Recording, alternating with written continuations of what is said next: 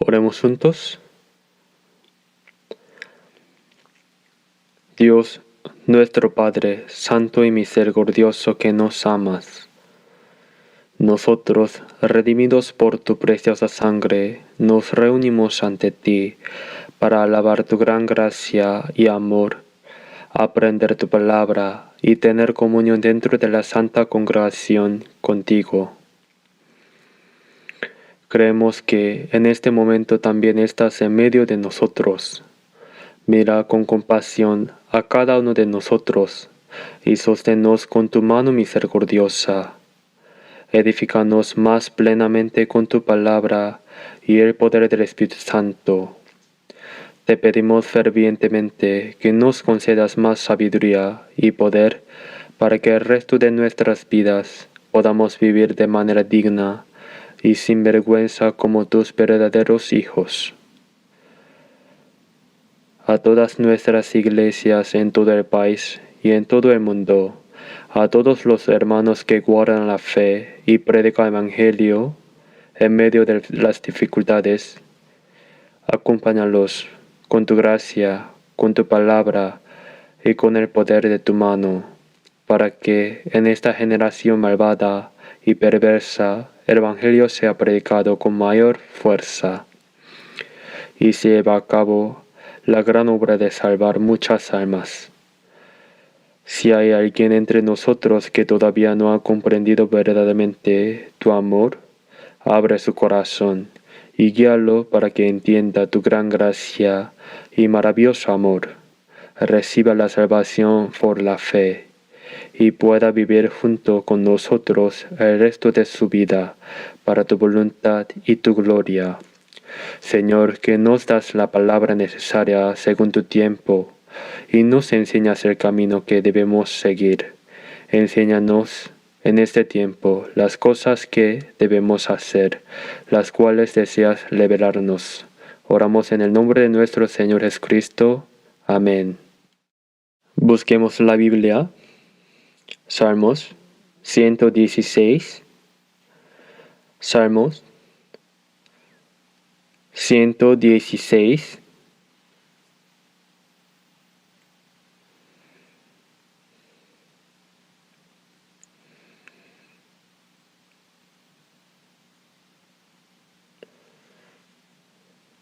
Salmo 116, versículo 8 y 9. Salmo 116, versículo 8 y 9. Leamos juntos. Pues tú has librado mi alma de la muerte, mis ojos de lágrimas y mis pies de resbalar. Andaré delante de Jehová en la tierra de los vivientes.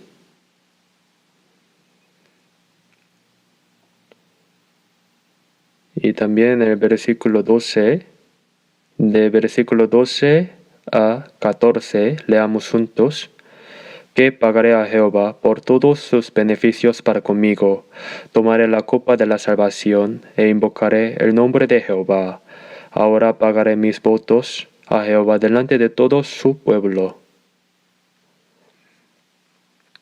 Hasta aquí.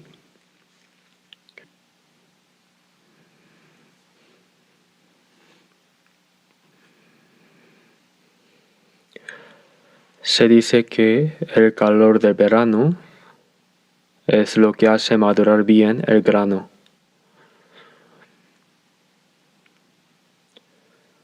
De la misma manera, pienso que cuando tenemos diversas pruebas y dificultades en lo físico, nuestra fe crece aún más y somos disciplinados para ser cristianos dignos delante de Dios.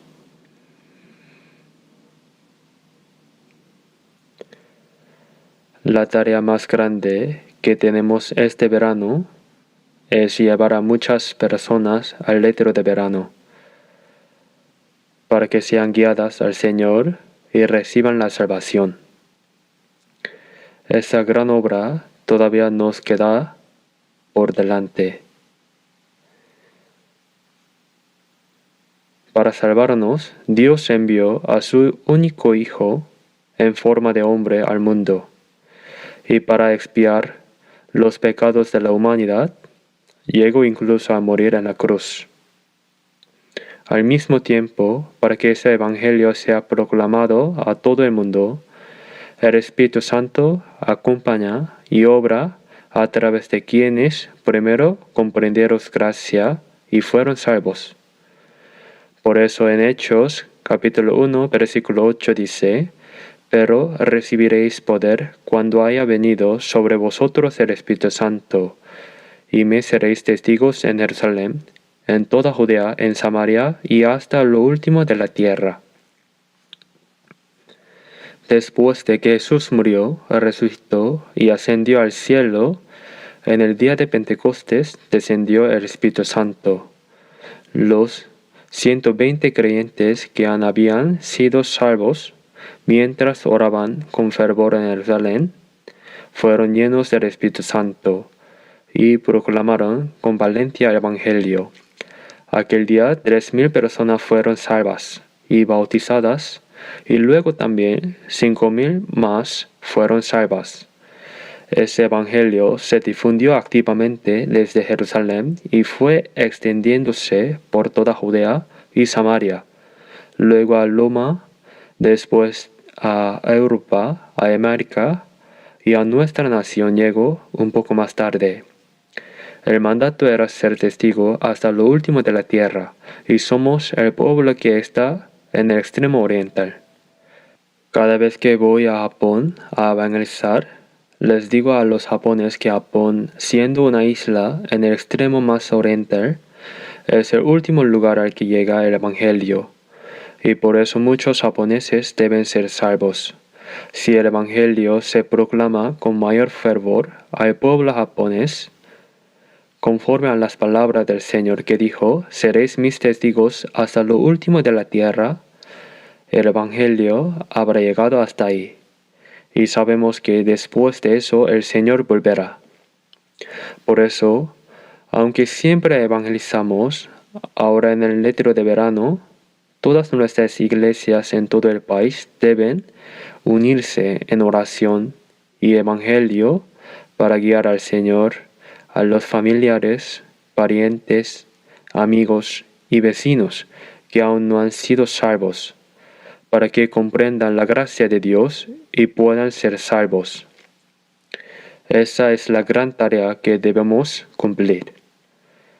Y creo que cada año en nuestro retiro de verano es cuando más personas reciben la salvación. Es indudable que Dios obra junto a nosotros mientras muchas personas oran, se esfuerzan y predican Evangelio. Que todos participemos en esa obra para que también este año se realice la gran obra de Dios. Quizás el retiro de verano de este año sea el último que podamos realizar. Debemos pensar siempre que es el último, y no solo haber recibido la salvación nosotros mismos, sino también predicar el Evangelio a otros para que sean salvos.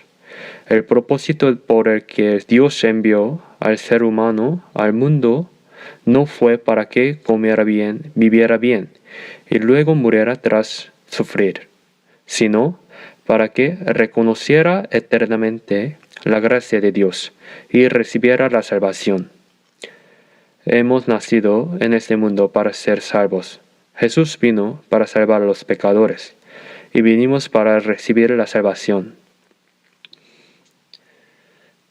Y no debemos olvidar que quienes primero comprendieron la gracia de Dios y fueron salvos, vivimos para predicar ese Evangelio a las muchas almas que aún no han sido salvos, y hacer que ellas también lo sean. Por eso hoy deseo compartir la palabra centrándonos en el versículo que acabamos de leer con el tema correspondamos a la gracia de Dios. La semana pasada hablé un poco sobre vivir para el Señor, puesto que el Señor murió en nuestro lugar y nos salvó, es completamente natural que quienes hemos sido salvos vivamos el resto de nuestras vidas para el Señor. Y aunque es un contenido similar, deseo hablarles con el tema correspondamos a la gracia de Dios. En el versículo que acabamos de leer, el versículo 8 del Salmo 116, pues tú has librado mi alma de la muerte, mis ojos de lágrimas, y mis pies de resbalar. Ha librado mi alma de la muerte, y ha trasladado a la vida. Nos ha librado de los ojos de lágrimas, del dolor y de las tribulaciones. Y mis pies estaban a punto de caer, tropezando con el pecado y cayendo hasta el infierno. Pero Dios nos asió y nos rescató de ahí. Andaré delante de Jehová en la tierra de los vivientes.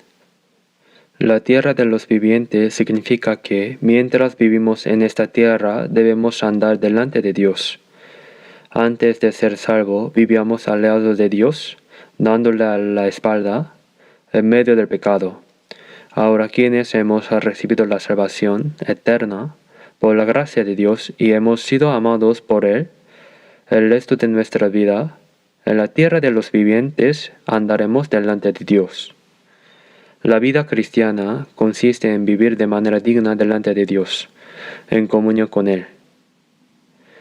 Por eso, andaré delante de Jehová. Quien ha sido salvo no puede vivir alejándose nuevamente de Dios. No debemos olvidar que estamos siempre delante de Dios, quien observa nuestro corazón y toda nuestra vida. Los padres siempre vigilan a sus hijos mientras crecen desde que nacen, sin olvidarlos nunca. Y el corazón de los padres es querer ayudarlos hasta el final, sin cesar de darles amor, gracia y apoyo. Incluso los animales no apartan los ojos de sus crías. Los cuidan con temor de que alguna fiera salvaje pueda llevarse a sus pequeños. Cuando un animal está solo y aparece una bestia feroz, se apresura a huir y esconderse. Pero cuando tiene sus crías, se puede ver cómo se enfrenta y combate. ¿Por qué? Para proteger a sus crías. Aunque la madre muera, intenta que las crías sobrevivan. Ahora bien, a nosotros que hemos sido salvos, el Señor nos cuida y nos ayuda. Por eso, el resto de nuestros días, siempre estaremos delante de Dios. En San Mateo capítulo 10, versículo 30, pues aun vuestros cabellos están todos contados.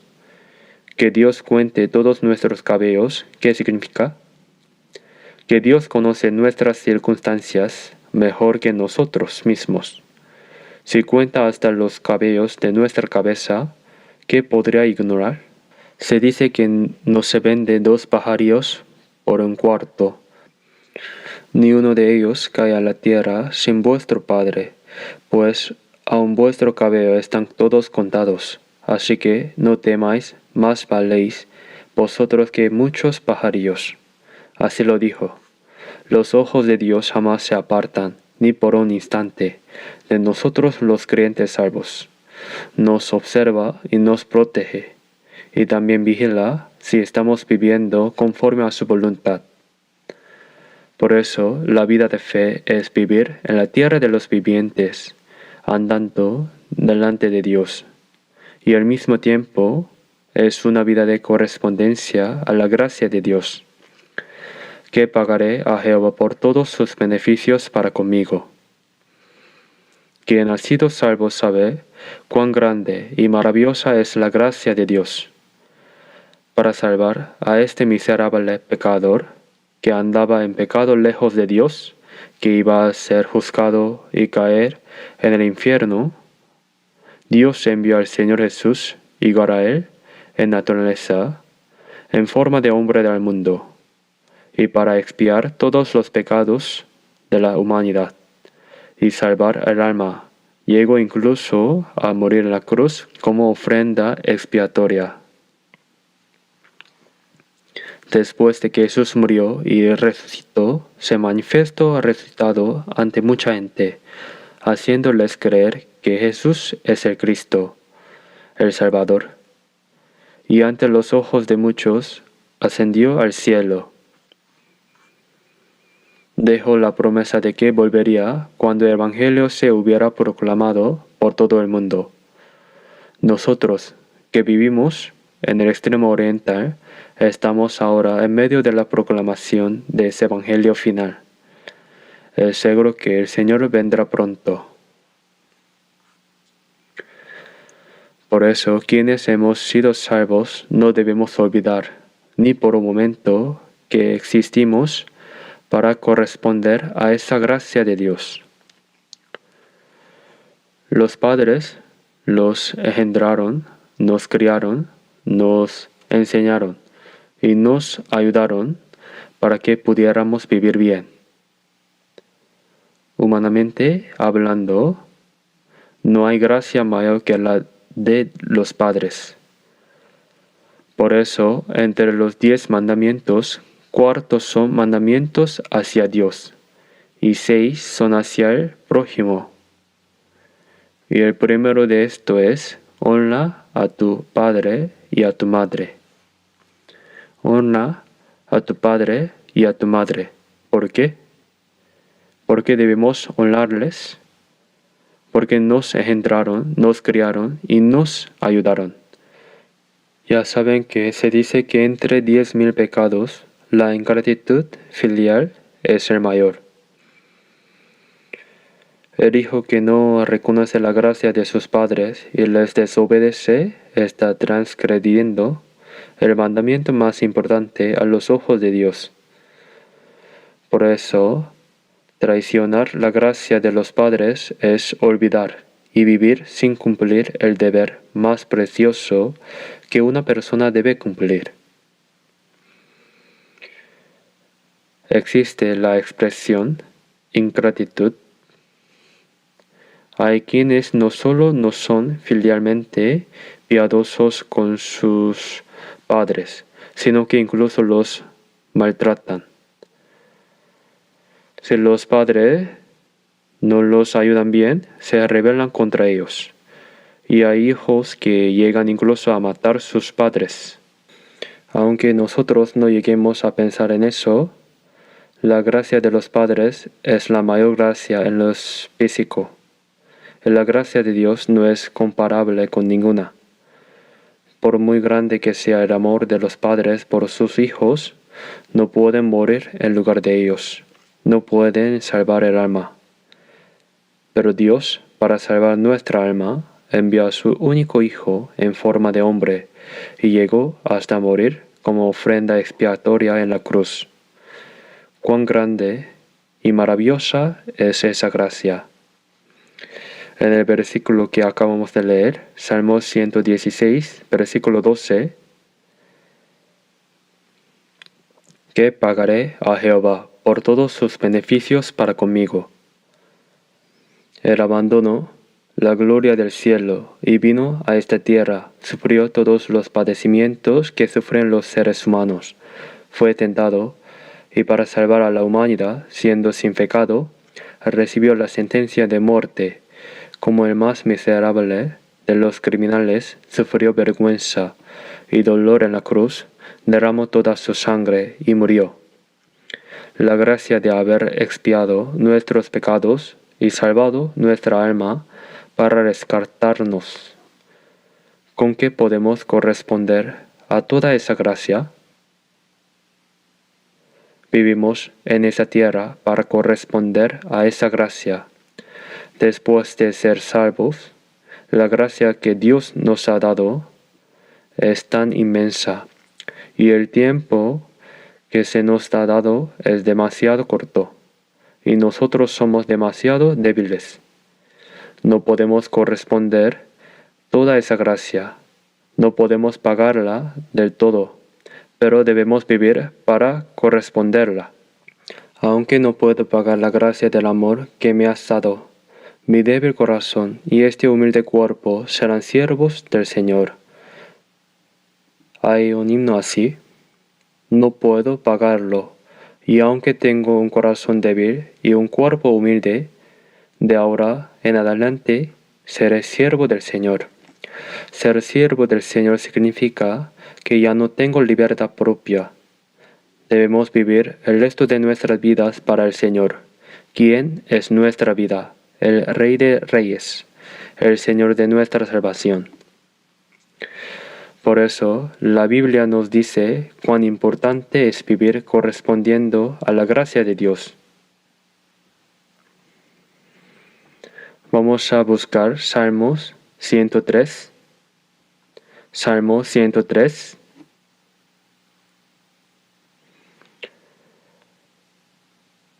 Versículo 2. Leamos juntos. Bendice, alma mía, a Jehová, y no olvides ninguno de sus beneficios.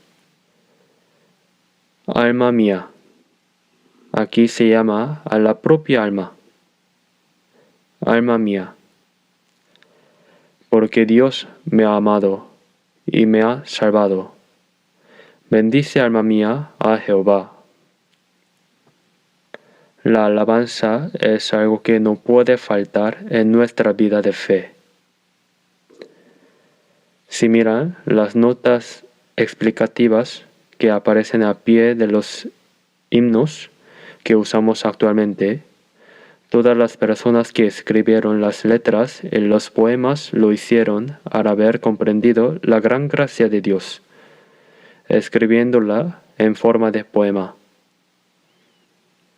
Luego, otras personas les pusieron música, y eso es lo que usamos como himnos. Por eso es el contenido de esa gran gracia y amor que alabamos. Cuando cantamos esos himnos, no solo debemos cantarlos con la boca, sino que toda nuestra vida y nuestro corazón deben convertirse en alabanza ante los ojos de Dios. En Efesios capítulo 1 dice, para que seamos para alabanza de su gloria. También dice, para que cantéis alabanzas.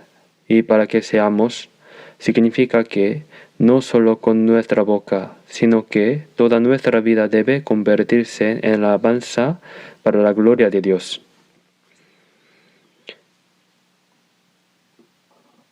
Quien es músico, solo con ver la partitura, ya oirá fluir la melodía. De la misma manera, Dios verá toda nuestra vida como una alabanza que alaba su gracia, su gloria. Para que cantéis alabanzas y para que seamos para alabanza de su gloria. Toda nuestra vida debe convertirse en alabanza que alaba la gracia y la gloria de Dios. Por eso, alma mía, no olvides ninguno de los beneficios que Dios te ha dado.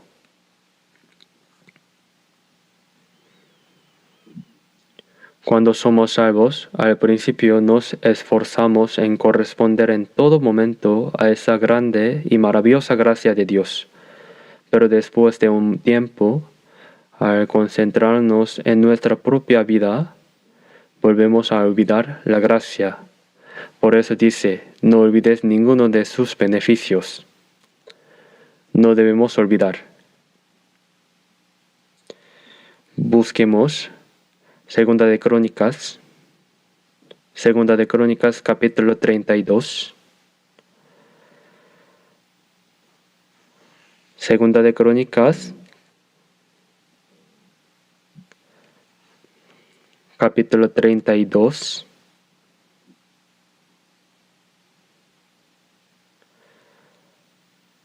Versículo 25.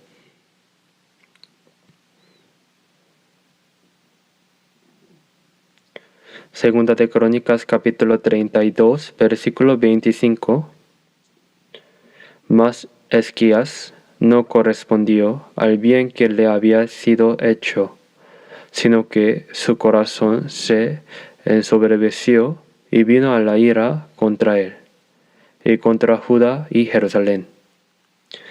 Aquí está el rey Ezequías de Israel, quien fue rey de Jerusalén unos 700 años antes de la venida de Jesús.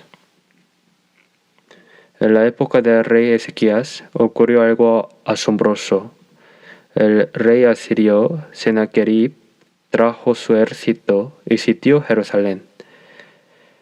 El pueblo de Jerusalén no podía salir ni podía entrar nadie desde afuera. Estaban completamente sitiados. Al cabo de un tiempo se agotaron los alimentos. Ya no había nada que comer. Hubo incluso situaciones en las que tenían que comerse a sus propios hijos.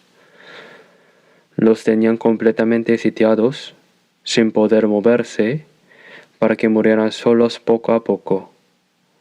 Y el rey asirio Sennacherib envió a sus siervos a gritar: ¿quién puede librarlos de la mano del gran rey de Asiria? ¿Acaso vuestro Dios, en quien confiáis, puede libraros? Insultaron a Dios y enviaron una carta diciendo que si no se rendían rápidamente, los matarían a todos. El rey Ezequías subió al templo con esa carta, la extendió delante de Dios y oró: Señor, mira, el rey de Asiria está insultando a Dios. ¿Qué harás?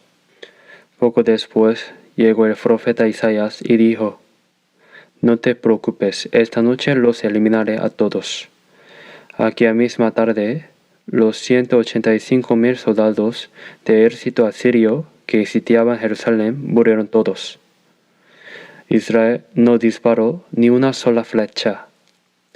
El ángel de Dios vino y los mató a todos. Así fue como Dios protegió a Israel. Recibieron una gran gracia. Después de eso, Ezequías enfermó y estaba a punto de morir, y de nuevo oró a Dios: Señor, he vivido con tanto esfuerzo y dedicaciones para ti. ¿Vas a dejar que yo muera así? Oró continuamente, derramando lágrimas, vuelto hacia la pared. Dios envió al profeta Isaías con el mensaje: sí, he escuchado tu oración. Extenderé tu vida por 15 años. No solo lo sanó, sino que extendió 15 años la vida de alguien que debía morir. Así que Ezequías fue alguien que recibió una gran gracia de Dios.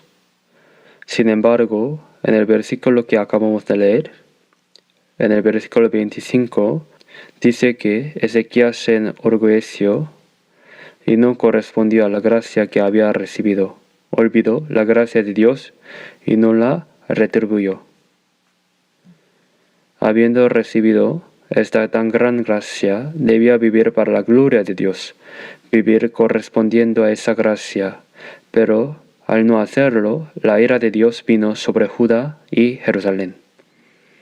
Vino la ira de Dios. En el versículo 26 dice: pero Ezequías, después de haberse enorgullecido, se humilló, él y los moradores de Jerusalén, y no vino sobre ellos la ira de Jehová en los días de Ezequías.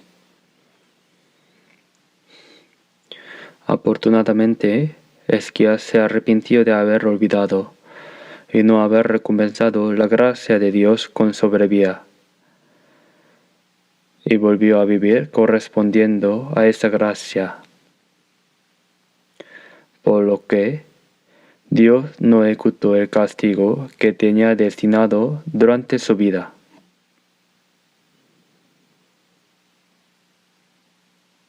Y dice que el pueblo también hizo lo mismo.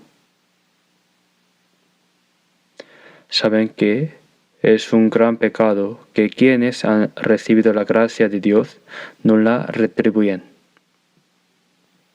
Pensando en la gracia de los padres, ¿cómo podríamos retribuirla? Por mucho que cuidemos a nuestros padres, el amor de un hijo hacia ellos nunca podrá pagarse del todo. ¿Y qué decir de la gracia de Dios? Piensen en toda esa gracia. Para salvar a un pecador como yo, Dios envió a su único Hijo en forma de hombre. Murió como ofrenda expiatoria en la cruz, derramó toda su preciosa sangre para perdonar nuestros pecados eternamente, y nos hizo comprender esa gracia, para que fuéramos salvos por la fe. Con que correspondemos a esa gracia, no podemos olvidarla. La gente de este mundo vive sin saber absolutamente nada de la gracia de Dios. Nosotros que hemos comprendido la gracia de Dios y hemos sido salvos por la fe, ahora vivimos para corresponder a esa gracia. Cuando somos salvos, decimos: gracias, Señor, moriste por un pecador como yo, verdaderamente te lo agradezco tanto. ¿Y al poco tiempo volvemos a olvidarlo? En Apocalipsis capítulo 2, la iglesia de Efeso era una iglesia verdaderamente ejemplar. Vivía con fervor su fe y procuraba vivir conforme a la voluntad de Dios. Pero dice que la iglesia de Efeso había abandonado su primer amor. Abandonar el primer amor significa que cuando comprendemos la gracia de Dios, hay un primer amor. Ese amor debe mantenerse, pero lo perdieron. Por eso debían recordar de dónde cayeron, vivir la vida que brota de ese primer amor. Pero esa vida ya no existía. Así que recuerda, por tanto, de dónde has caído, arrepiéntete y haz las primeras obras. Es la vida que brota del amor. El amor no es solo de palabras, sino que debemos vivir correspondiendo a la gracia de Dios a través de toda nuestra vida. Pero dejaron ese primer amor. Por eso dijo: quitaré tu candelero de su lugar, si no te hubieras arrepentido.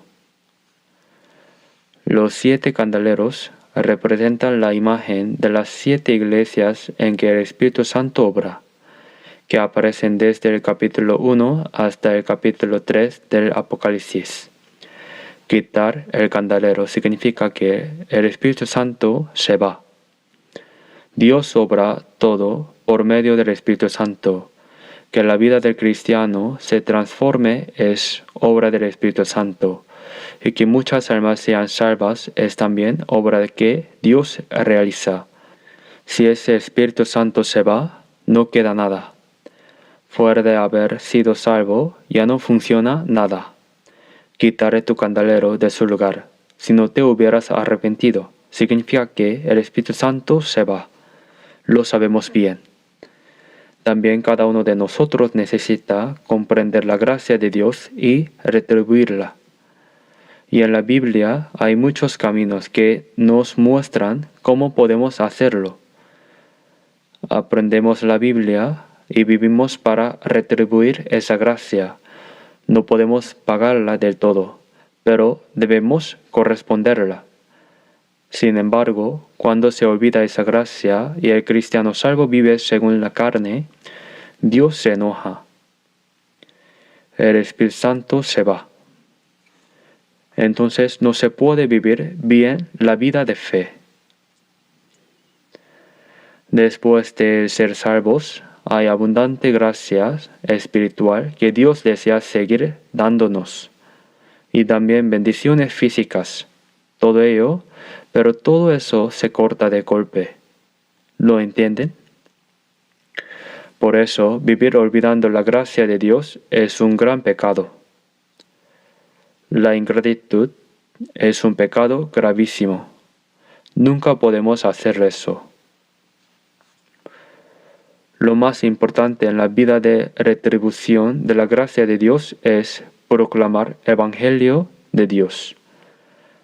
La tarea más importante para corresponder a la gracia de Dios que hemos recibido es predicar ese Evangelio para que muchas almas sean salvas. Vamos a buscar Salmo 118. Salmo 118, versículo 17. Leamos juntos. No moriré, sino que viviré, y contaré las obras de Jehová. No moriré, sino que viviré. Después de ser salvo, hay quienes piensan que mejor morir pronto. Cuando hay dificultades, quisieran ir pronto delante del Señor. Algo así puede ocurrir. El apóstol Pablo también sufrió muchísimas pruebas y varias veces expresó que quisiera ir pronto delante del Señor. Pero pensar, después de ser salvo y ante alguna dificultad, en querer ir pronto delante del Señor, también es un pensamiento gravemente equivocado. Hay que intentar vivir bien para retribuir, aunque sea algo, la gracia de Dios. No se puede ir delante del Señor sin haber vivido como corresponde. Por eso, Salmo 118, versículo 17, hay una razón por la que no debo morir, sino vivir. Hay mucho por hacer. No moriré, sino que viviré, y contaré las obras de Jehová. ¿Qué obras? Las obras que Dios ha realizado. ¿Qué ha hecho Dios?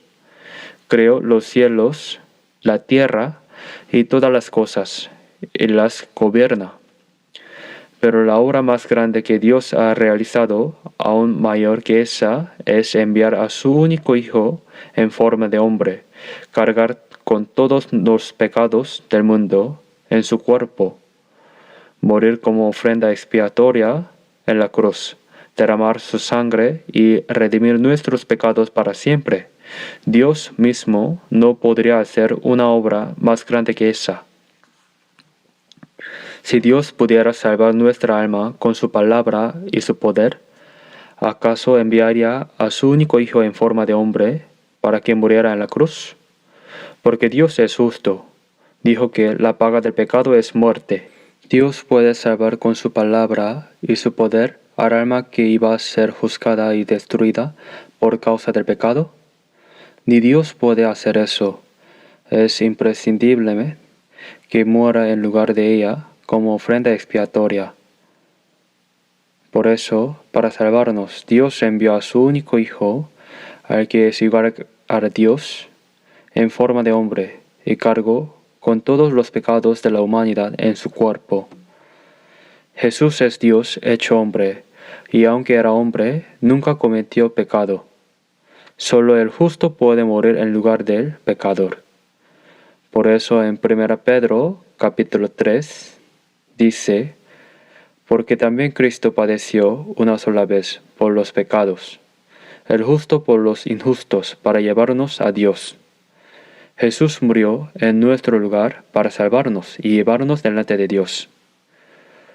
Proclamar ese hecho. Lo que Dios ha hecho es predicarlo. Eso es la tarea más grande que debemos hacer. En Romanos capítulo 10, versículo 14, ¿y cómo oirán sin haber quien les predique? ¿Y cómo predicarán si no fueren enviados? En San Juan capítulo 20, versículo 21, el Jesús resucitado se manifestó y dijo, como me envió el Padre, así también yo os envío. Jesús fue enviado por Dios, murió en la cruz, derramó su preciosa sangre y realizó la obra de salvar nuestra alma. Y ahora, así también yo os envío. Nos encomendó a nosotros la tarea de predicar ese Evangelio. ¡Qué gran tarea! El Señor llevó a cabo en la cruz la obra de expiar los pecados de la humanidad. Pero si no hay quien la proclame, ¿quién se salvará? ¿Cómo oirán sin haber quien les predique? ¿Y cómo creerán si no oyeran? ¿Cómo predicarán si no fueren enviados? Pero si hemos sido enviados, ¿cómo no vamos a predicar? Somos personas enviadas para dar testimonios del Evangelio, de la gracia de Dios. Quien ha sido enviado no puede olvidar eso. Imaginemos que el embajador de un país va a representar a su nación en otro lugar, con la misión de transmitir todos los asuntos de su país. Él lo olvida. Si se distrae con algo muy entretenido y olvida por qué fue enviado, olvida la labor que debe cumplir como embajador, ¿qué habría pasado con él? En 2 de Corintios capítulo 5 dice que somos embajadores en nombre de Cristo. Somos personas que dan testimonio de Cristo. Por eso no moriré, sino que viviré y contaré las obras de Jehová. Se trata de las obras que Dios ha hecho, de haber cumplido la obra de salvación. Y también en Salmo 66, versículo 16.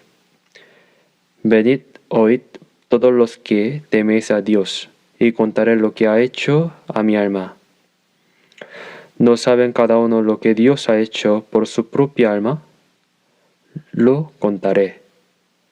Escuchad, contaré lo que ha hecho a mi alma. La tarea más grande con la que correspondemos a la gracia de Dios es proclamar esa gran obra que Dios ha realizado, la gracia de la salvación. ¿Acaso Dios no sacrificó a su único Hijo hasta morir en la cruz para salvar a los pecadores? Si no se proclama ese Evangelio, ese sacrificio no tiene valor alguno. Se sembró y se cultivó la tierra, pero si la cosecha madura no se recoge y se pudre toda, el trabajo de campo habrá sido en vano. Por eso en San Juan capítulo 4 Jesús dijo: Alzad vuestros ojos y mirad los campos, porque ya están blancos para la siega. Y el que siega recibe salario y recoge fruto para vida eterna. El que siega es la persona salva. El segador ya recibió el salario y todo lo demás. Recoge fruto para vida eterna. Cuando se predica el Evangelio, se recoge ese fruto que lleva a la vida eterna, para que el que siembra goce juntamente con el que siega. El Señor murió en la cruz como un grano de trigo y llevó a cabo la obra de salvación, y nosotros somos quienes la recogemos. Por eso, cuando los puritanos del siglo XVIII realizaban activamente la misión mundial, decían: recojamos el fruto del trabajo del Cordero. El Cordero de Dios murió en la cruz y derramó su preciosa sangre para salvarnos. Recojamos ese fruto. Si no se recoge el fruto del trabajo del Cordero, ese esfuerzo del Cordero que murió en la cruz se vuelve en vano. Esa grave responsabilidad nos ha sido encomendada a nosotros. En San Mateo capítulo 16, versículo 26, las palabras de Jesús dice: porque ¿qué aprovechará el hombre si ganare todo el mundo y perdiere su alma? ¿O qué recompensa dará al hombre por su alma? El alma que dice que vale más que todo el mundo no se refiere a la vida física de unas pocas décadas, se refiere a nuestra alma. Para salvar nuestra alma, el Hijo unigénito de Dios llegó a morir en la cruz, y así de mucho nos amó, y así de grande fue su sacrificio. Dicho de otra manera, si se usa un gran capital para llevar a cabo algo y no se realiza, simplemente se anula. Por eso, habiendo Dios derramado tan grande gracia para llevar a cabo la obra de salvación, ¿qué pasaría si no se proclamara? En Hebreos capítulo 2, versículo 3 dice: ¿Cómo escaparemos nosotros si descuidamos una salvación tan grande? Una salvación tan grande es que nuestra alma sea salva. Entre todas las obras que Dios ha realizado, ¿cuál es mayor que crear los cielos, la tierra y todo lo que existe y gobernar el universo? La obra de Dios de salvar las almas. ¿Dónde podría haber una obra más grande que esa gracia que logró mediante el sacrificio de único Hijo? Por eso la salvación que hemos recibido es tan grande que ni siquiera podemos imaginarlo. Aunque somos salvos, no lo comprendemos bien. Una salvación tan grande. Y la tomamos a la ligera. Antes, cuando yo estaba evangelizando en una zona rural de la provincia de Jeolla del Sur, muchos jóvenes fueron salvos. Los miembros del coro también fueron salvos. Y un anciano de esa iglesia me dijo algo. ¿Por qué están tanto felices por una salvación tan pequeña? ¿Qué dijo usted? Ese anciano es rico. Se acaba de haber construido varias iglesias. Pero cuando los jóvenes se alegraban de haber sido salvos por el Evangelio, dijo: ¿tan pequeña es esa salvación? Entonces lo detuve y le dije: ¿qué dijo usted? ¿Dijo que la salvación es tan pequeña? ¿Es pequeña la salvación? Él mismo se dio cuenta de que había cometido un error. Se equivocó de palabras. Se disculpó, pero en su interior seguía pensando que la salvación era algo pequeño. Hemos recibido una salvación tan grande, y precisamente porque la tomamos a la ligera, no se pueden salvar las almas. Si uno sabe que la salvación de su propia alma es tan grande, ¿no deberá considerar también como grande y preciosa la salvación de los otros? ¿Saben cuán grande es salvar el alma de una sola persona? Es necesario dar nuestro tiempo, nuestros bienes y nuestra felicidad para salvar a una sola persona. Incluso si yo muriera por ello, eso es un negocio rentable, ¿saben? Dios, el Hijo unigénito, murió para salvar a un pecador como yo, y que yo muera para salvar otra alma es algo maravilloso a los ojos de Dios. En la época de la iglesia primitiva, que aparece en los Hechos de los Apóstoles, no hubo ni uno solo de los apóstoles que muriera viviendo cómodamente. Todos fueron martirizados mientras predicaban el Evangelio, y no solo los apóstoles. En Hechos capítulo 8 dice que surgió una gran persecución en Jerusalén, después de que el diácono Esteban fue apedreado hasta la muerte mientras predicaba la palabra.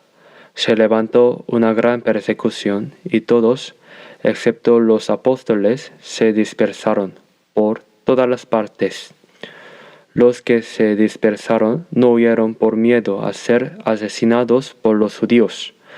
El mandato era predicar el Evangelio en Jerusalén, en toda Judea, en Samaria y hasta lo último de la tierra. Entonces, ¿por qué estaban todos agrupados en Jerusalén? Cuando se golpea algo para apagar un fuego, las chispas saltan y el fuego se extiende rápidamente por todas partes. De la misma manera, con la gran persecución en Jerusalén, los creyentes se dispersaron por todas partes. ¿Y saben qué hacían? Dice que donde quiera que iban, predicaban el Evangelio. Hay que ver la Biblia. Vamos a buscar Hechos capítulo 8. Hechos capítulo 8.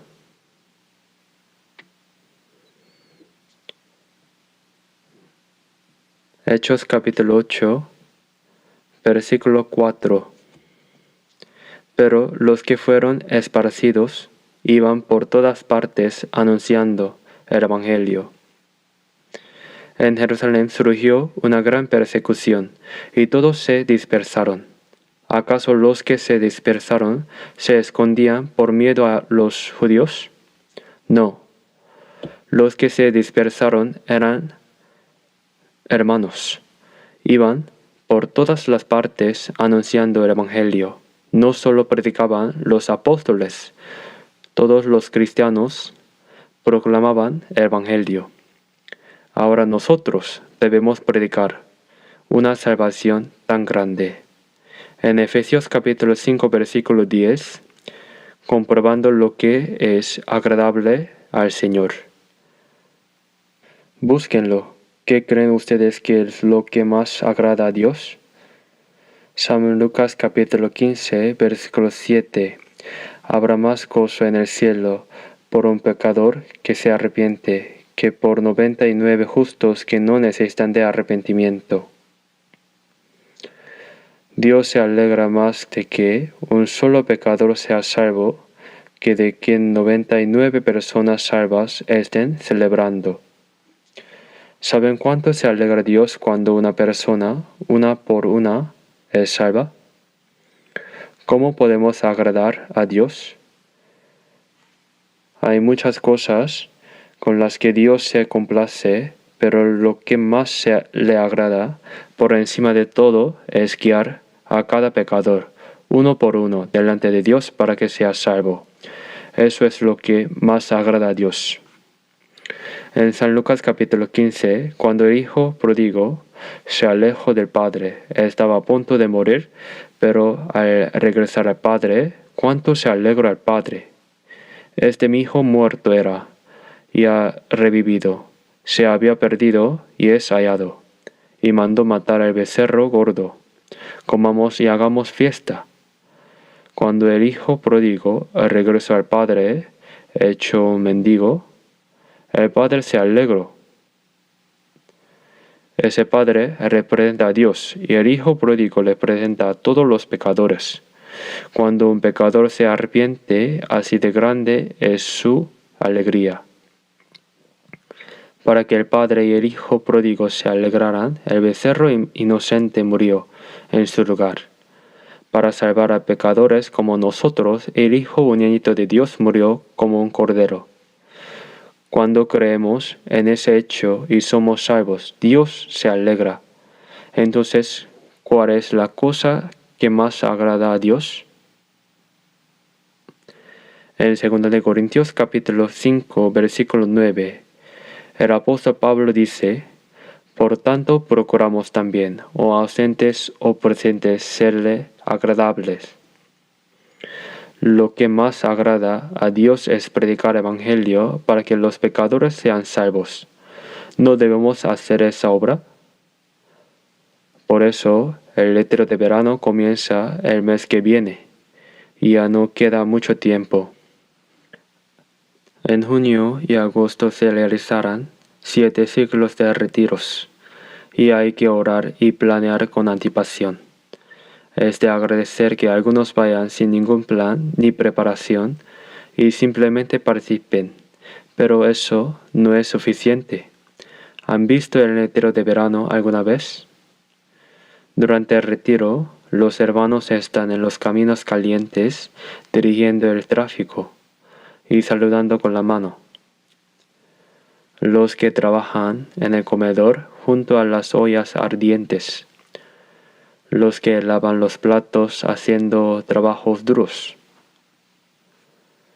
Los hermanos que hacen guardia sin dormir. Cada uno sirve en lo suyo y dice: haré lo que pueda en la obra de predicar evangelio. ¿Cuán hermoso les parecerá eso a los ojos de Dios? ¿Cuánto se alegrará?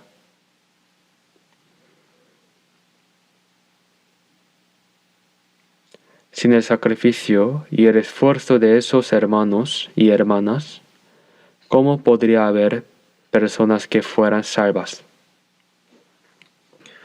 Cuando traemos con insistencia a personas invitadas, al llegar se asombran de que haya un edificio tan grande en medio de la montaña. Primero se sorprenden al ver el edificio. Luego, lo siguiente que les asombra es, en este calor sofocante, mientras otros van a la playa o a lugares frescos a divertirse. ¿Cómo es que tanta gente se ha reunido en esta montaña? ¿Y para qué? ¿No serán un poco raros? La cara está mojada en sudor, pero la boca está sonriendo. Qué extraño. Después, al escuchar la palabra, vuelven a asombrarse. Y luego, antes de ser salvos, no pueden irse. Mientras mucha gente ora juntos, coopera y trabaja, es entonces cuando Dios obra en medio de ello. En Efesios capítulo 3, versículo 20, según el poder que actúa en nosotros. El poder de Dios actúa en nosotros. Y aquel que es poderoso para hacer todas las cosas mucho más abundante de lo que pedimos o entendemos. Así que cuando nos unimos para orar, cooperar y esforzarnos, Dios obra en ese medio. La obra de salvación no ocurre solo porque el pastor predique bien. Sin la oración, el esfuerzo y la cooperación de muchos hermanos no es posible. En ese contexto donde Dios obra, no podemos faltar en esa tarea. Quien ha sido salvo debe pensar, yo también tengo algo que hacer. Si piensan que habrá otros que lo hagan, aunque yo no lo haga, ¿dirán lo mismo cuando estén delante del Señor? Si el Señor les pregunta, ¿qué estuviste haciendo? Responderán, había otros que lo hacían bien, aunque yo no lo hiciera. ¿Será una excusa válida? Predicar el Evangelio es la obra que el Señor realizó primero.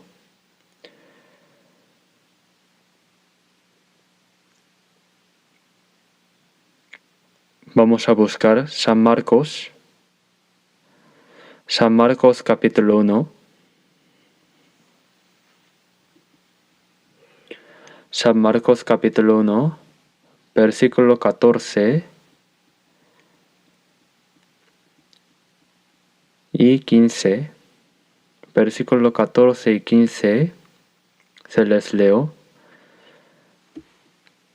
Después que Juan fue encarcelado, Jesús vino a Galilea predicando el Evangelio del reino de Dios, diciendo, el tiempo se ha cumplido y el reino de Dios se ha acercado. Arrepentíos y creed en el Evangelio. Jesús terminó sus 30 años de vida como ser humano y ahora inicia 3 años y medio de ministerio público. Jesús fue bautizado por Juan el Bautista en el río Jordán, y cuando Juan fue arrestado y encarcelado, Jesús vino a Galilea y predicó el Evangelio de Dios. ¿Cuál fue la primera cosa que hizo Jesús en su ministerio público? Predicar el Evangelio de Dios. El tiempo se ha cumplido y el reino de Dios se ha acercado. Arrepentíos y creed Evangelio. El tiempo se ha cumplido. En el Antiguo Testamento está prometida la venida del Cristo. Pero cuando vino el cumplimiento del tiempo, Dios envió a su Hijo, nacido de mujer y nacido bajo la ley, para que redimiese a los que estaban bajo la ley. Llegó el momento en que Cristo vino, predicando y diciendo, el tiempo se ha cumplido. ¿Qué tiempo se cumplió? Llegó el tiempo prometido en que vendría el Cristo. El tiempo se ha cumplido y el reino de Dios se ha acercado. Jesús mismo es el reino de Dios. ¿Acaso recibir al Cristo no es recibir el reino de Dios en el corazón? El reino de Dios se ha acercado. arrepentíos y creed en el Evangelio. Comprender cuán miserable pecador se es delante de Dios. Volverse y aceptar esa gracia y recibir la salvación, eso es arrepentimiento. Arrepentimiento, el carácter arrepentirse y el carácter corregir. Es comprender el pecado y corregirlo. Entristecerse por el pecado no es arrepentimiento. Judas Iscariote vendió a Jesús por 30 piezas de plata. ¿Y qué hizo después? Cuando el demonio que dominaba su mente se fue, Judas volvió en sí. ¿Qué estoy haciendo? ¿Qué me hizo mal mi maestro para que yo lo vendiera? Y llevó las 30 piezas de plata y dijo: he vendido sangre inocente. Los sacerdotes respondieron: ¿a nosotros qué? Allá tú. Entonces Judas arrojó las monedas en el templo, se fue y pensó: un hombre como yo merece morir. Se ahorcó en un precipicio, cayó y sus entrañas se derramaron. Y con las 30 monedas que Judas arrojó, dicen que compraron un terreno árido para usarlo como cementerio de peregrinos. Llorar y gemir por el pecado. ¿Cuánto debió sufrir Judas para llegar a ahorcarse? Un hombre como yo merece morir. ¿Eso es arrepentimiento? No. Sufrió por el pecado y se arrepintió, pero no se corrigió. Hay que volverse. Arrepentirse es reconocer el pecado y aceptar la salvación. Si el hijo pródigo hubiera dicho: aquí me voy a morir de hambre, y se hubiera quedado quieto, habría muerto. Levantarse y volver al Padre, eso es arrepentimiento. Por eso Jesús dijo: arrepentíos y creen en el Evangelio. Versículo 38 y 39 se les leo. Él les dijo: vamos a los lugares vecinos, para que predique también ahí, porque para esto he venido. Y predicaba en las sinagogas de ellos, en toda Galilea, y echaba fuera de los demonios. Jesús iba a lugares apartados a orar toda la noche, y recorría a los pueblos predicando el Evangelio sin cesar. Vamos a los lugares vecinos para que predique también ahí, porque para esto he venido. Dijo que vino para evangelizar. ¿Acaso Jesús vino solo a morir en la cruz? Antes de morir, evangelizó con fervor. En San Mateo, capítulo 11, versículo 1, Jesús envió a todos los 12 discípulos a evangelizar. Después de enviarlos, Jesús también salió a evangelizar. No solo envió a los discípulos, Jesús mismo dio ejemplo y siguió yendo a predicar. Una de las grandes obras que Jesús realizó fue evangelizar. Vamos a buscar 2 de Timoteo, capítulo 4.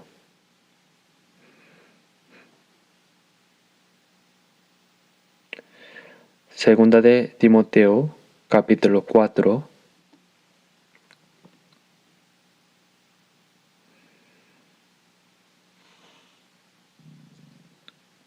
Segunda de Timoteo, capítulo 4, de versículo 1 a 2. Te encarezco delante de Dios y del Señor Jesucristo, que juzgará a los vivos y a los muertos en su manifestación, y en su reino, que prediques la palabra, que instes a tiempo, afuera de tiempo, redargüe y reprende, exhorta con toda paciencia y doctrina. Segunda de Timoteo fue escrito por el apóstol Pablo desde la prisión de Roma, justo antes de morir. Es como sus últimas palabras testamentarias. Te encarezco delante de Dios y del Señor Jesucristo, que juzgará a los vivos y a los muertos en su manifestación en su reino. ¿Existe aún en el mundo un mandato tan solemne como este? Delante de Dios y del Señor Jesucristo, que juzgará a los vivos y a los muertos en su manifestación en su reino. ¿Qué mandato podría ser más severo que este? Predicad la palabra, insiste a tiempo y fuera de tiempo, ya sean condiciones favorables o adversas para el evangelismo. Predica esta palabra. El apóstol Pablo, antes de morir, le dio este mandato a Timoteo, y a nosotros también nos ha dado la misma palabra. Delante de Cristo, que juzgará a los vivos y a los muertos en su manifestación y en su reino, te encarezco solemnemente, predica la palabra. ¿Acaso no tenemos la responsabilidad? Simplemente ser salvos, vivir como nos venga en gana y esperar a que el Señor nos llame? No. ¿Cuántas cosas nos quedan por hacer? ¿Saben cuántas personas hay en este mundo que viven y mueren sin haber escuchado debidamente el Evangelio que puede salvarlos mientras viven en esta tierra? Si no predicamos, ¿quién será salvo? Ahora, en esta época de auge del cristianismo, hay muchas iglesias, muchos pastores y mucho fervor, pero quienes predican el Evangelio correctamente son muy pocos. Si no predicó, ¿quién lo predicará? Con esa mentalidad debemos evangelizar con fervor. En los tiempos pasados, los ministros leales que servían a la ley de una nación obedecían los edictos leales incluso hasta la muerte. Y el soldado fiel entrega su vida por la nación y el pueblo, por la misión especial que le ha sido encomendada. Nuestro Señor, el Rey de los Reyes, el Salvador, y al mismo tiempo que es nuestro Salvador, nos ha dado una orden: predicad la palabra. Por eso, la tarea más importante que los cristianos salvos deben hacer en este mundo es predicar evangelio para guiar a muchas almas delante del Señor y hacer que sean salvas. No podemos descuidar esa tarea. Hechos capítulo 12, versículo 24, el apóstol Pablo dice: pero de ninguna cosa hago caso, ni estimo preciosa mi vida para mí mismo, con tal que acabe mi carrera con gozo y el ministerio que he recibido del Señor Jesús, para dar testimonio del Evangelio de la gracia de Dios. El ministerio que he recibido del Señor Jesús, la gracia de Dios, que el Hijo unigénito de Dios murió para expiar nuestros pecados y salvarnos. Eso es la gracia. Hasta terminar de predicar el Evangelio de la gracia, no estimo mi vida como preciosa en nada. Podría entregar 100 vidas de este cuerpo físico. Es solo una misión dada a Pablo, no tiene nada que ver con nosotros. Solo hay que ser salvos, vivir como nos plazca y ya está. No. ¿Qué le dirán al Señor cuando vayan ante Él? Yo morí por ti, expié tus pecados, ¿y tú qué hiciste? ¿Cuántos apóstoles y cuántos cristianos salvos murieron predicando el Evangelio en la época de la iglesia primitiva? ¿Saben cuántas personas sufrieron persecuciones derramando sangre y murieron hasta que este Evangelio llegó a nosotros hoy? Vivimos demasiado cómodamente. Como vivimos tan cómodamente, también dejamos pasar sin más que a quienes van camino al infierno. Eso no puede ser. Si también consideramos el alma de cada persona como más valiosa que todo el mundo y les predicamos el Evangelio, Dios obra en medio de nosotros. A través de las personas que no tienen ningún interés en las cosas de Dios y no tienen corazón para sacrificarse por el Evangelio, Dios no hace nada. No puede hacerlo.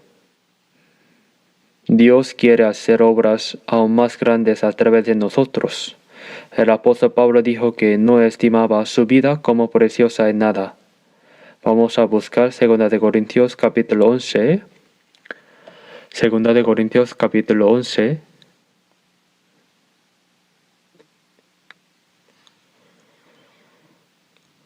Segunda de Corintios capítulo 11.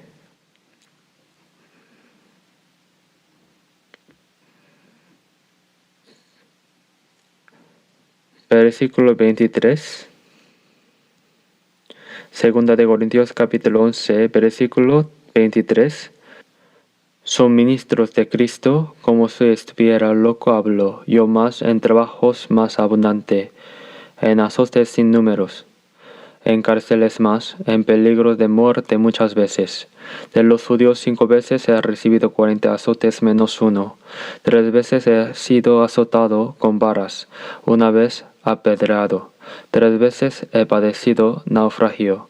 1 noche y 1 día he estado como náufrago en alta mar.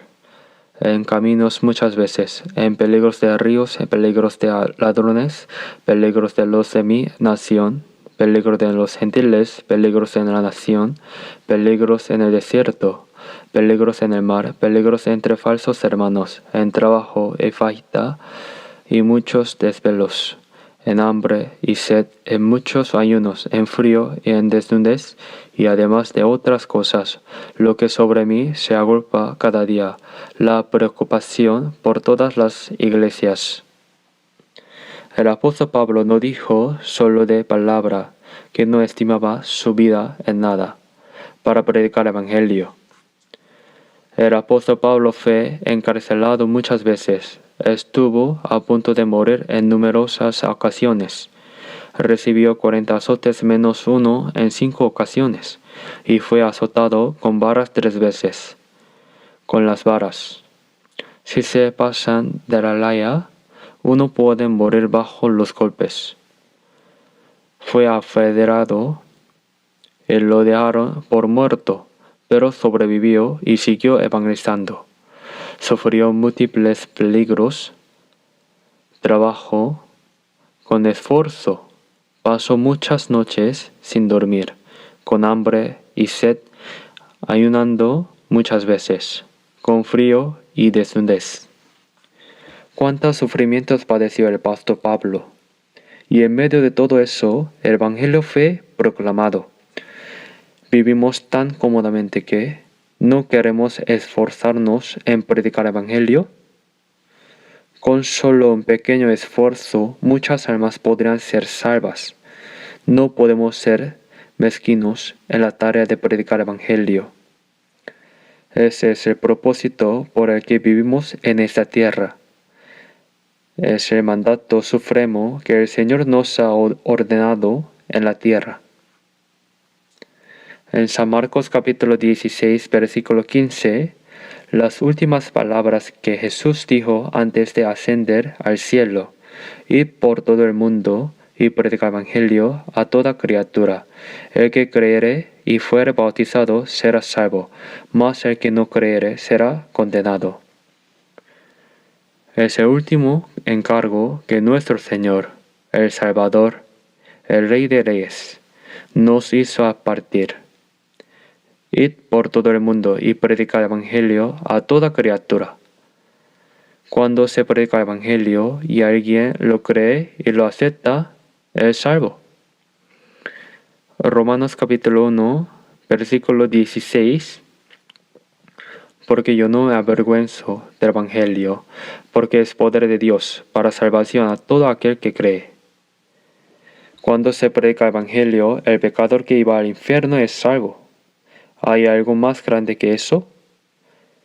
Yo he sido salvo, pero entre mi familia y mis parientes, ¿no hay todavía quienes no han sido salvos? ¿Acaso solo evangelizar a la propia familia es cumplir con todo lo que nos corresponde? En realidad, mientras vivimos en ese cuerpo físico, es natural predicarle el Evangelio a nuestra familia, parientes y personas cercanas. Pero en el cielo no existe la relación familiar. Los lazos afectivos de este mundo existen solo mientras estamos en este mundo. De hecho, a los ojos de Dios, que sea salvo alguien de mi familia o que lo que sea alguien ajeno es exactamente igual. Querer evangelizar solo a la propia familia y no tener ningún interés en predicarle evangelio a otros no es considerado apropiado a los ojos de Dios. Ahora debemos predicar este evangelio y obrar para que muchas almas sean salvas. Por eso Romanos capítulo 16, versículos 3 y 4. Saludad a Priscila y Aquila, mis colaboradores en Cristo Jesús, que expusieron su vida por la mía. Priscila y Aquila eran judíos que habían sido salvos. Cuando Pablo predicaba evangelio en Corinto, trabajaron junto a él haciendo tiendas. Priscila es mujer y por el nombre, Aquila es evidentemente hombre. Priscila y Aquila. Pero, ¿por qué se menciona primero el nombre de Priscila? Porque aunque Aquila también es admirable, Priscila lo es aún más. Los llama mis colaboradores. Dice que Priscila y Aquila expusieron su vida por Pablo. Pusieron su cuello en riesgo por el hombre Pablo. Lo pusieron por el evangelio que Pablo predicaba. Eran personas que lo acompañaban continuamente y evangelizaban junto a él donde quiera que iba. Priscila y Aquila, qué admirable. Y en Filipenses capítulo 3, versículo 3, en la iglesia de Filipos había hermanas que se esforzaban junto a Pablo en el evangelio. Mis colaboradores que lucharon juntamente conmigo, sus nombres están en el libro de la vida. No solo tenían sus nombres en el libro de la vida por haber sido salvas, sino que el apóstol Pablo habla de esas hermanas y colaboradoras que se esforzaban activamente junto a él el evangelio. También había hermanas que ayudaban a Jesús y a sus discípulos. En San Lucas capítulo 8, hay hermanas que siguieron a Jesús hasta el pie de la cruz, cuando fue crucificado. Incluso hoy hay muchos hermanos y hermanas que se esfuerzan juntos el evangelio. Y en Colosenses capítulo 4, versículo 11, menciona a varias personas por nombre y dice: los cuales son los únicos colaboradores para el reino de Dios que han sido de consolación para mí. Personas que trabajan juntas para el reino de Dios. Personas que viven en esa tierra y obran para el reino de Dios. ¿Qué palabras tan hermosas? No hay necesidad de ser guapo en lo físico de este mundo. Vivir en esta tierra y obrar para el reino de Dios. Vivir en el tiempo y obrar para la eternidad. Vivir en el mundo material y obrar para las cosas espirituales. ¡Qué admirable es eso! ¿Quién se da cuenta de esto? Cualquier que sea la profesión de los cristianos, eso es el medio. El propósito de la vida es predicar evangelio. Predicar evangelio es la tarea que debemos cumplir. Cristo, teniendo la misma naturaleza de Dios, abandonó esa gloriosa posición de igualdad con Dios. Se vistió de cuerpo humano y vino a esta tierra y llegó incluso a morir en la cruz, cumpliendo así la obra de la salvación. Nosotros, quienes hemos sido salvos por medio de ello, debemos hacer la obra de predicar este Evangelio. Quien no ha sido salvo, vive en este mundo para ser salvo. Ahora mismo no lo sabrá, ¿verdad? Hasta que sean salvos, Dios aguarda con paciencia y espera. Nosotros quienes ya hemos sido salvos, ¿para qué vivimos? Vivimos porque no podemos morir. Vivimos porque el mundo tiene algo que nos divierte.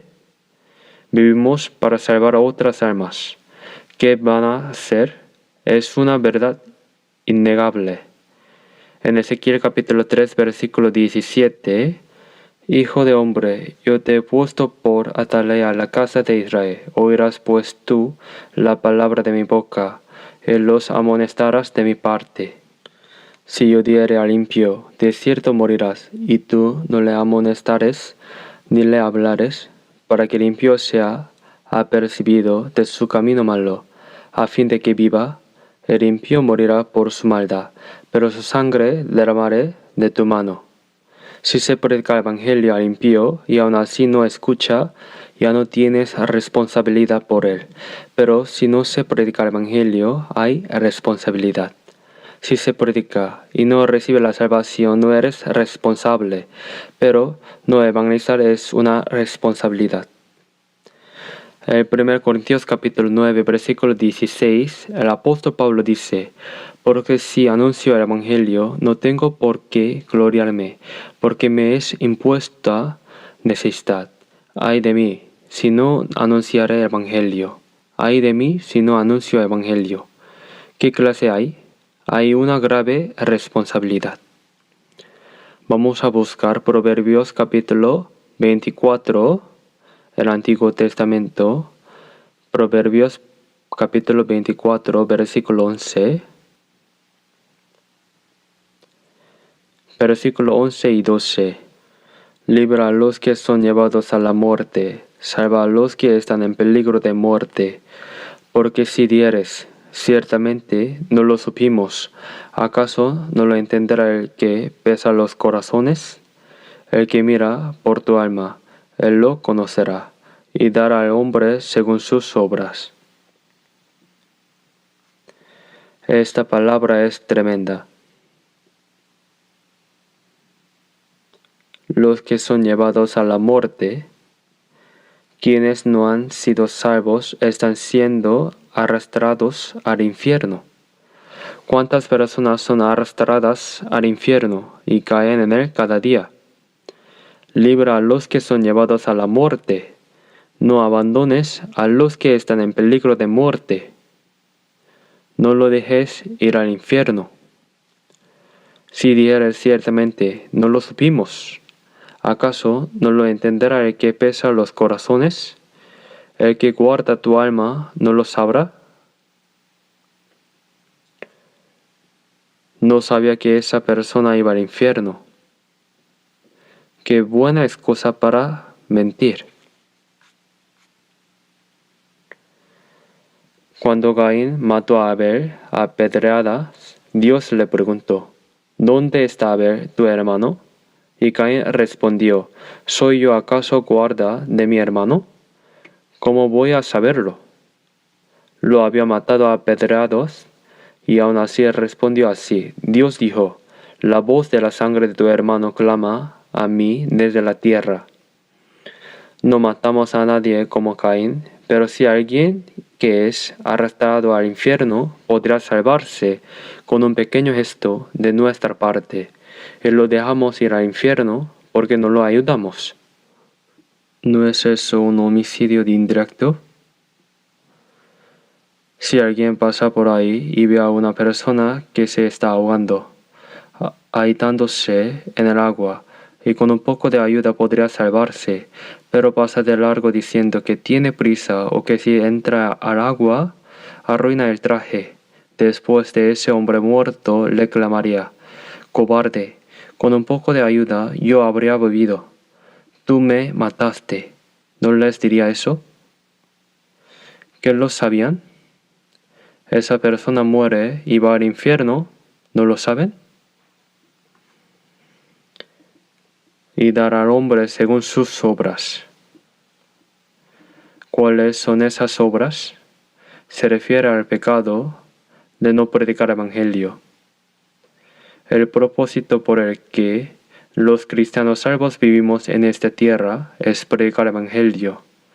Es el mandato supremo del Señor en la tierra. Es la misión que el Señor nos ha dado. Y decir que no nos importa, los evangelistas son personas dedicadas al evangelismo. En Hechos capítulo 6 dice, nos dedicaremos a la oración y al ministerio de la palabra. Son personas que, para predicar, no hacen nada más que predicar. Nosotros los cristianos salvos trabajamos en empleos y negocios y nos esforzamos precisamente para evangelio. Aunque yo no pueda ir como misionero, debo enviar misioneros. ¿Saben cuánto dinero cuesta enviar a una familia misionera?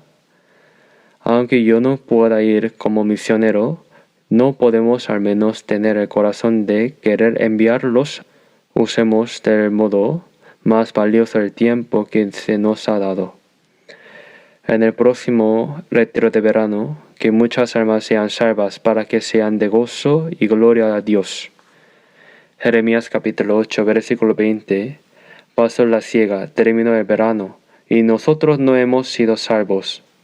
La temporada de cosecha está terminando, ya viene la ventisca de nieve, y todavía no han sido salvos. ¿Saben cuántas personas están esperando a que alguien venga a rescatarlos, diciendo que no hay nadie que nos libere?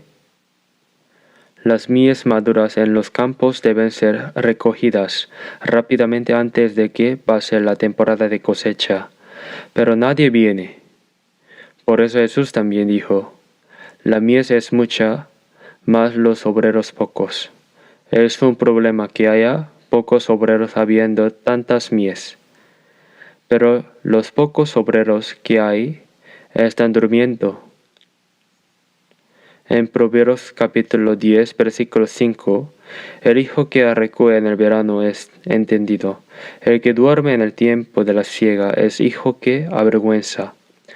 Antes de que termine la cosecha, hasta un niño debería recoger, aunque sea una hoja. La cosecha final está terminando, y no podemos seguir soñando con cosas inútiles. Segunda de Pedro capítulo 3, versículo 8 y 9, que para con el Señor un día es como 1000 años, y 1000 años como un día, no queriendo que ninguno perezca, sino que todos procedan a arrepentimiento. Durante el tiempo en que Dios aguarda con paciencia, debemos predicar el Evangelio. También para este retiro de verano, tenemos que planificar con anticipación, orar, y para poder llevar a esas personas al retiro y evangelizarlas, invitarlas repetidas veces, mostrarlas bondad y amabilidad, y Dios moverá sus corazones. No podemos pasar el tiempo sin pensar en nada. Tenemos responsabilidad. Quienes han sido salvos primero tienen la grave responsabilidad de predicarle el Evangelio a quienes aún no lo han sido salvos, para que también ellos sean salvos. Por eso, para que en este retiro de verano también muchas almas sean salvas, planifiquen con anticipación, oren y prepárense, y les pido que todos cooperen juntos para que se lleve a cabo la gran obra de Dios, en que muchas almas sean salvas. Para cualquier cosa hay que planificar y prepararse con anticipación. Solo así se podrá lograr buenos resultados. Oremos juntos. Dios nuestro Padre, misericordioso y celestial, te damos gracias por haber recibido la maldición y el juicio en vez de nosotros para salvarnos. Andábamos en pecado lejos de ti, y con tu preciosa sangre derramada en la cruz, perdonaste nuestros pecados para siempre, y nos salvaste sin ningún mérito de nuestra parte. Nuestro cuerpo y nuestro espíritu han sido comprados con tu sangre y son tuyos. Ahora, ayúdanos, Señor, a poder proclamar a las pobres almas de este mundo la grande y maravillosa gracia que nos ha dado, para que se lleve a cabo tu gran obra en que muchas almas sean salvas. Sostén el corazón de nuestros hermanos para que en el próximo retiro de verano se abra tu gran obra. Úsanos precisamente conforme a tu voluntad. Sé de gran gozo y gloria para ti. Oramos en el nombre de nuestro Señor Jesucristo. Amén.